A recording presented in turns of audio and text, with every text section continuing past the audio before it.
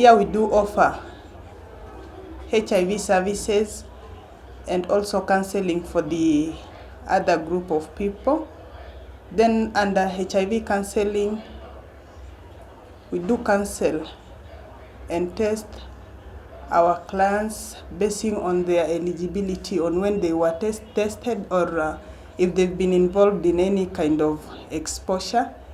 Basically, clients are supposed to be tested once a year, but in case they've come across any kind of exposure, they are supposed to be tested like immediately. Then a repeat is to be done after 3 months because of the window period.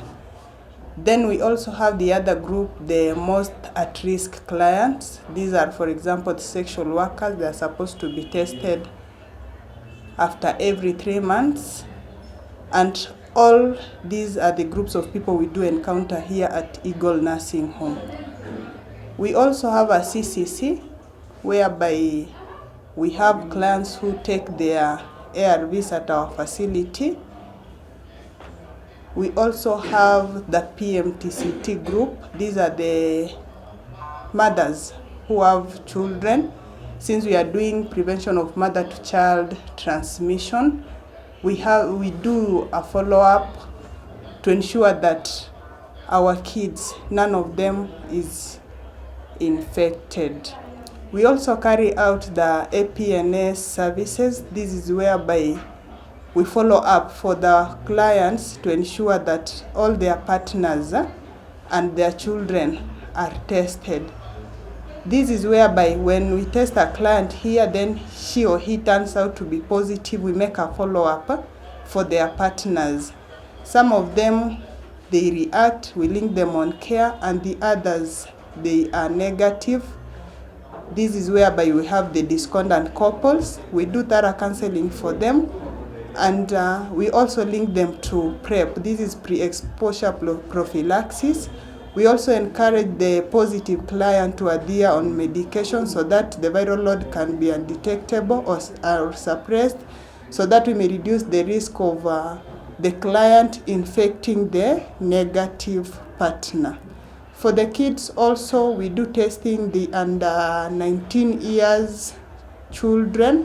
This is the OVC, because some of the children were born, maybe the parents didn't know that they were infected. So the children were too infected without the knowledge of the parents. So we do follow up too for those parents or the mothers who didn't follow the PMTCT counseling. So we test the kids too, and some of them, they do react, and we also link them on care. Then for the other part of counseling, we also counsel our clients here who has family issues, because some come here, even those who've attempted suicide, we counsel them. Those also who are sick, some of them, many a times they are worried about their sicknesses. We also do counseling for them. Most of the time, most of them move out of Eagle Nursing Home when they are comfortable and they have new hope for their life. We also deal with the clients who have exposed themselves, then they come to our facility before 72 hours elapse. And here we do give them PEP. This is post-exposure prophylaxis, because many of them are so much worried.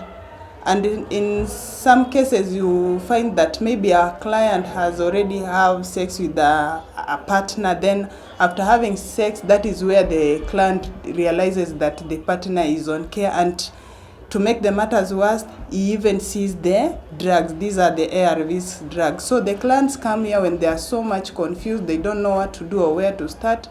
We start with the counseling, and at the end, we also save their status by giving them the post-exposure prophylaxis. We also deal with the gender-based violence cases. This is where rape cases, maybe it has taken place. The clients, they run here. We do counseling, and at the same time, we also link them on PEP. And also for small girls, issues to prevent pregnancies, we also handle them at this same point. And since counseling is mandatory, we have to do thorough counseling for them to assure them that even though the incident has happened, life will still continue and each and everything will be well for them. And even those who are still continuing the education, we still give them hope that that can't stop them with the education, but they still have a room to achieve their dreams in life. Then we also have these other health issues. For example, our facility is strategically placed. This is like it is the nearest one on the highway. Many a times when accidents occur along the highway, many of the survivors will be brought to our facility. At that point, they are always so much confused because it's like they've now seen death with their eyes. So we first step, we give them medication. Then after that, we'll also have to carry out a counseling session for them to assure them everything is okay, despite the fact that they have been involved in that accident.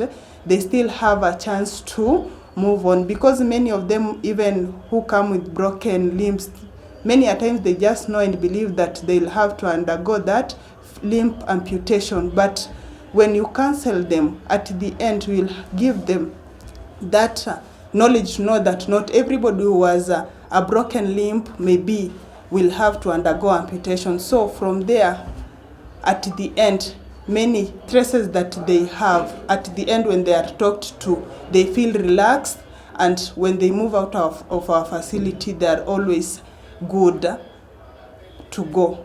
We also have challenges. For example, when it comes on testing, sometimes we lack the test kits. This is whereby you'll find that our clients will come in need of HIV testing and counseling services, but at the end they'll move out not being tested because we don't have test kits. Like for the last 3 months, we had a shortage of ARVs drugs. We know the issues that the government were having with the USAID, but for the last 1 month, we received the drug. So our prayer is that such a thing may not happen again, because now it will be affecting our clients more. We are talking about adherence, but when the drugs are not there, we won't blame the clients on the issue of not adhering, because truly they don't have the drugs.